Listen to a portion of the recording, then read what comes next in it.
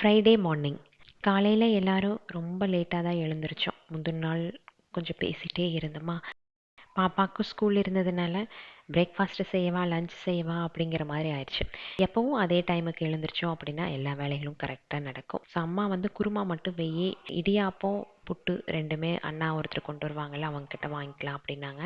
இந்த அண்ணா கிட்ட 3வது தடவை வாங்குறேன்னு வச்சுக்கோங்களேன். இடியாப்பம் சமோசா புட்டு அப்படின்னு சொல்லி வித்துட்டே வருவார். காலையில் மித்துக்குட்டி இந்த சத்தத்தை கேட்டாலே எழுந்திரிச்சு வீடு ஃபுல்லாக எதை சொல்லிகிட்டு இருப்பான். புட்டில் வந்து 2 வெரைட்டி இருக்குது, கோதுமை கம்பு ரெண்டுமே ரொம்ப நல்லா சாஃப்டாக சூடாக ஹைஜீனிக்காகவும் இருக்கும். நீட்டாக பேக் பண்ணி கொண்டு வந்து தருவார். ஸோ காலையில் இடியாப்பத்துக்கு அந்த குருமா வச்சு அட்ஜஸ்ட் பண்ணி போயிட்டோம். கொல்லா புட்டுக்கு எப்பவும் போல் பழம் நெய் வச்சு சாப்பிட்டாச்சு.